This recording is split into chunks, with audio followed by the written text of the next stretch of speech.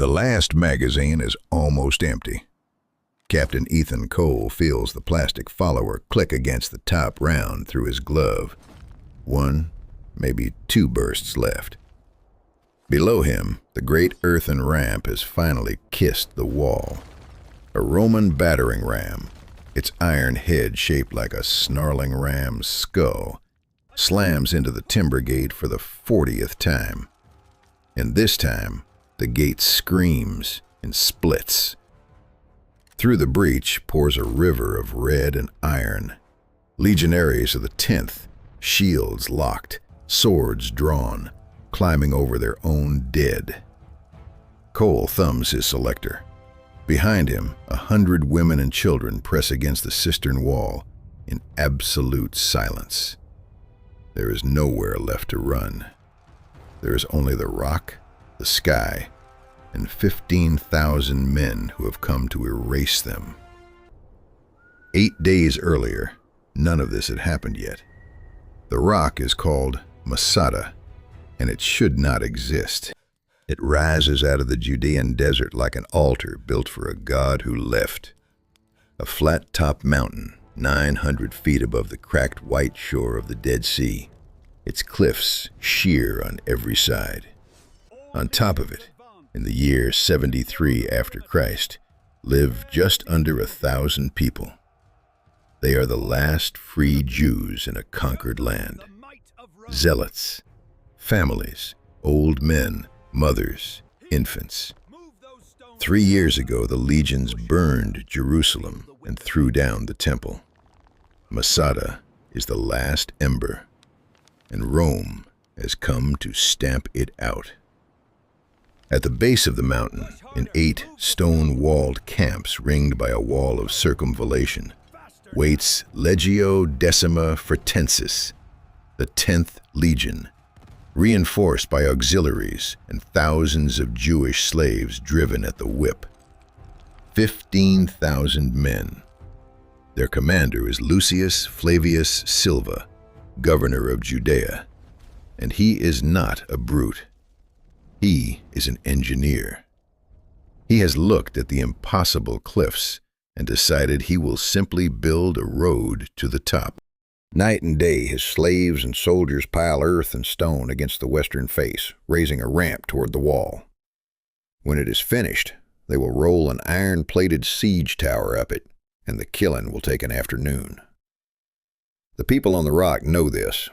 They watch the ramp grow. They count the days they have left in the height of a mound of dirt. And then, on the 8th night before the wall breaks, the desert tears open. It begins with cold. In a place where the night still holds the day's furnace heat, the air on the northern palace terrace drops 20 degrees in a heartbeat. A zealot sentry named Joram feels the hair rise on his arms.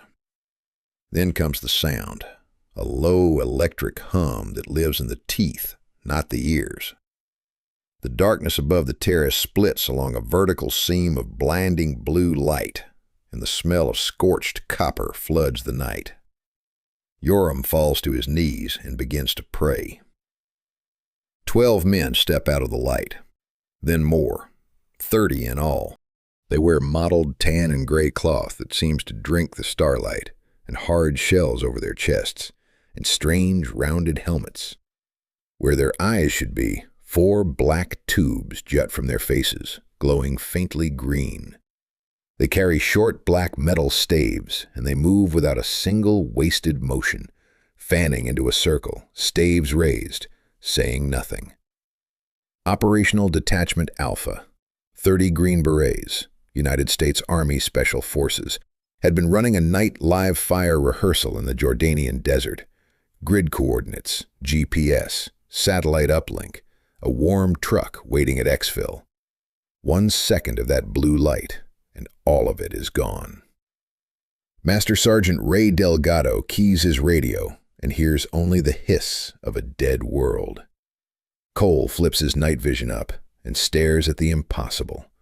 A limestone palace under a sky thick with unfamiliar stars, and a bearded man in a rough wool tunic weeping at his boots. He looks past the man to the edge of the terrace, and down. 900 feet below, spread across the desert floor in the torchlight, are 8 fortified camps. Ordered streets, leather tents, the eagle standard of a Roman legion catching the firelight. And crawling up the mountain's flank toward him, pale in the moonlight, an unfinished ramp. "Boss," Delgado says quietly, "I don't think we're in Jordan." Cole lowers his weapon slowly. He has read about this place. Every soldier has. The last stand on the rock, where the defenders chose death over Roman chains. He knows how the story ends. Every man, woman, and child on this mountain is supposed to die. He looks at the weeping sentry. He looks at the children being herded from the tents to stare at the metal strangers. Then he looks back down at the ramp. "Not this time," he says. "They are special forces. There are civilians in danger. It doesn't matter how they got here. They have a job to do." By first light, Cole has walked every foot of the plateau, and he understands his problem with brutal clarity. The rock is a fortress and a trap in the same stone. The cliffs mean the Romans can only come from one direction, up the ramp into a gate no wider than a country lane. That is the good news. The bad news is arithmetic. He gathers his team leaders in the shade of the cistern and lays it out flat. 30 operators. Their carbines, call them what they are, a rifle that fires a small, fast bullet, one that crosses the length of a football field before you finish the word field. And each man is carrying 7 magazines, 210 rounds a rifle, 6,300 rounds of carbine ammunition total. 2 belt-fed machine guns with a combined 800 linked rounds, enough to sound like the wrath of God for about 4 minutes of continuous fire, and not 1 second more. 4 directional mines packed with steel, 2 blocks of plastic explosive, a dozen fragmentation grenades. Their night vision runs on batteries with maybe 4 nights of hard use left in them before they go dark forever. And water.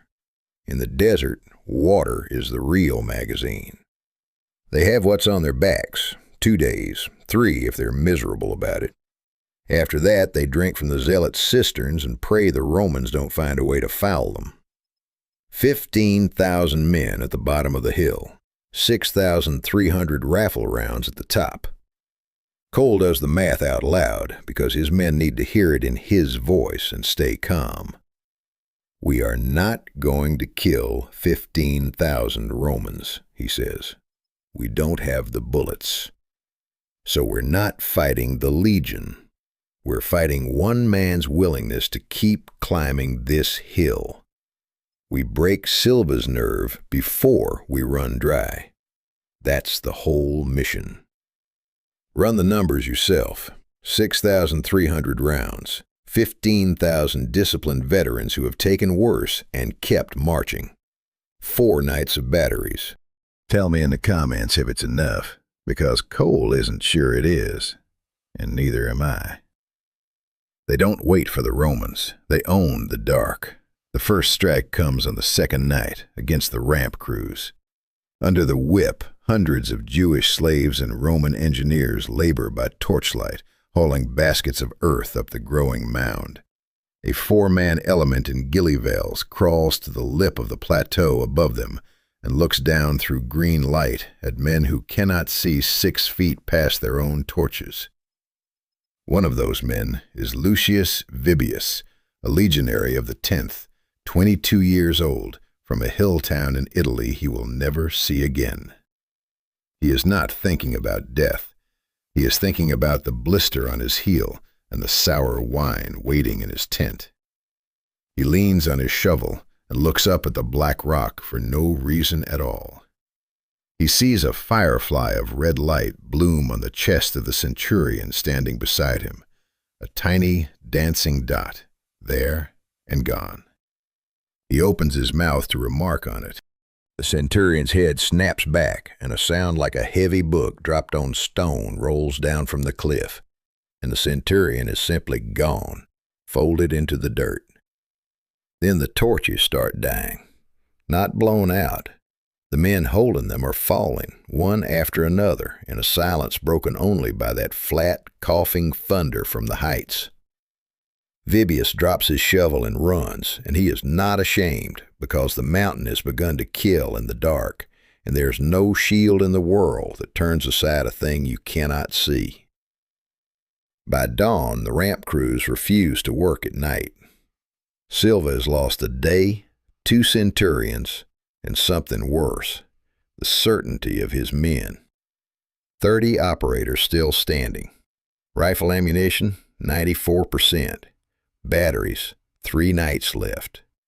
Roman casualties, fewer than 30, and worth 10 times that in fear. Flavius Silva is not a man who breaks.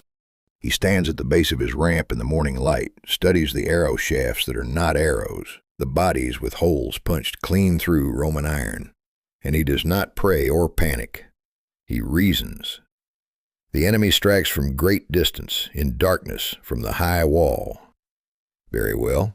He will take away the distance, and he will take away the dark. He orders the ramp work continued only by day, under cover. His men lock their large curved rectangular shields, the scutum, red-painted, bronze-bossed, over their heads in the formation they call the testudo, the tortoise, and the earth carriers labor beneath that roof of shields. He brings his bolt throwers forward, the ballistae, and begins raking the plateau's rim with iron darts as long as a man's arm to force the ghosts to keep their heads down. And he sends a cohort by night up the narrow eastern switchback the defenders call the Snake Path to try the mountain where no ramp is needed. The Snake Path nearly works. They come silent and barefoot in the black hours, hobnails wrapped in rags, the best men of the 10th, feeling their way up a trail wide enough for one. His only chance that a Green Beret named Foley, repositioning a claymore, sees the lead man's pale face swim up out of the dark 20 feet below him. There is no time for the mine. Foley fires down the length of the path, and the narrow trail becomes a chute of screaming and falling iron, and the men behind cannot advance past the men in front who will not stop dying. But it is close. For 90 seconds it is very, very close, and every operator on the rock understands that Silva has found the shape of the problem and is beginning to solve it. 30 operators still standing. Rifle ammunition, 71%. Machine gun belts, half gone. The ramp, under its roof of shields, has climbed another 30 feet. Time until it reaches the wall, 4 days, and shrinking. Then the desert turns on them, exactly as Cole feared. The heat is a living weight. By the 4th day, the machine gun barrels are cooking themselves. Fire too long and the metal glows and warps, and a warped barrel is a length of expensive pipe. The gunners nurse their bursts, counting rounds like a dying man counting breaths. The fine, pale dust of the ramp gets into everything, into bolts and springs and eyes, and rifles that have never jammed in a lifetime of maintenance begin to cough and choke. On the 4th night, the first set of night vision goggles simply dies, its battery spent, and its owner is suddenly as blind in the dark as any Roman. And the water is going. The zealots share their cisterns without a word, but 1,000 throats and 30 more drink faster than the desert gives back. Somewhere in that 4th day, Delgado watches a testudo formation shuffle backward down the ramp after a failed push. 100 men moving as one armored animal, shields still locked, not one gap showing. And he almost admires it. "You know," he says to Cole, wiping grit from his teeth, "these guys conquered the entire known world without a single thing that runs on batteries, and here we are, worried about AAAs. Cole doesn't laugh, but he almost does. 30 operators still standing. Rifle ammunition, 48%. 2 sets of goggles, dead. Water, 2 days. The ramp is a stone's throw from the wall now. Silva is coming, and the math is turning red. On the 8th day, the ramp reaches the wall, and the flash forward arrives. Silva does not send the tower first. He is cleverer than that. He drives a column of Jewish captives ahead of his ram, a living shield, chained and stumbling, so that the ghosts on the wall must choose between their own kind and their bullets. It is the cruelest move on the board, and it costs the defenders their killing distance. The operators hold fire. The ram reaches the gate. Iron bites timber 40 times, and on the 40th blow the great gate splits, and the 10th Legion pours into the breach. Red tunics, locked scuta, short stabbing gladii, the eagle standard bobbing behind them. And behind Cole, 100 women and children stand pressed to the cistern wall, with nowhere left to run. Cole's last magazine clicks empty against the follower. He drops it. He does not reach for another, because there is no other. Instead, he reaches for the small plastic clacker taped to his vest. The firing device for the 2 blocks of plastic explosive his engineer buried 3 days ago, not in the wall, but in the ramp itself, deep in the packed earth beneath the gate. He lets the legionaries fill the breach. He lets them come all the way in, shields high, certain the killing is finally close and personal, and theirs. He squeezes the clacker. The head of the ramp erupts. The plastic explosive does not throw fire so much as it throws the earth itself. Thousands of tons of packed dirt and stone heaving up and then sliding away down the mountain in a roaring avalanche, taking the ram, the tower's ramp, and the front 3 ranks of the 10th Legion with it into the 900-foot dark. The road to the top, the work of a month, the reason Silva could not lose. Gone in 4 seconds, in a cloud of dust that rises past the wall and blots out the stars. When the dust thins, the gate is a ruin, but beyond it there is no ramp. There is only cliff. And the survivors of the 10th, deafened and blind and staring, understand that the mountain has swallowed their only road, and that the things on the wall are still up there, still waiting, in a silence far more terrible than any war cry. 30 operators still standing. Rifle ammunition, 11%. The ramp, gone. The 10th Legion, stopped. Far below, Lucius Flavius Silva stands in the settling dust and looks at the broken mountain that has beaten him. He is a Roman governor, an engineer, an undefeated servant of the greatest empire the world has known. He has never lost. He looks at the impossible cliff where his road used to be, at the men refusing to climb, at the strangers on the wall who bleed his legion in the dark and cannot themselves be reached. And for the first time in his life, Silva feels the cold thing move in his chest that lesser men call fear. He does not order another assault. He cannot. His army will not go back up that hill. He orders the camps struck. For the first time in the history of the siege of Masada, the 10th Legion turns and marches away from the rock. And on the plateau, there is no cheering. The operators do not whoop or raise their rifles. They sit down where they stand, in the dust and the sudden ringing quiet, and they count their bullets in silence. 11%, a few dozen rounds a man. And they look at the 1,000 living people they were never supposed to save. 2 of their own are wounded. Foley, with a ballista splitter through the shoulder from the snake path, and a young sergeant named Ruiz burned along one arm from a barrel that finally gave out. Both will live. Everyone on the rock will live.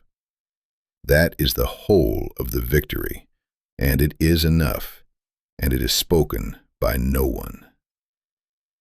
The blue light returns at dusk, tearing open above the northern terrace with its electric hum and its smell of scorched copper. The portal is unstable, spitting sparks against the ancient stone. Their time is up. The zealot sentry Yoram, who wept when they arrived, watches them go. He does not understand what they were. He will tell his grandchildren about the metal angels who came out of the sky the week the Romans left, and no one will believe him, and it will not matter. Cole is the last through. He looks back once at the rock that was meant to be a grave, and then he steps into the light, and with a crack of displaced air, the strangers are gone, leaving behind nothing but a scatter of brass casings glinting in the last red sun. The change ripples outward, quiet and enormous. Because Masada does not fall, the story the world inherits is not a story of 1,000 people choosing death on a lonely rock. It is a story of the unbreakable mountain, the place where the last free defenders held, and the greatest army on earth turned and walked away.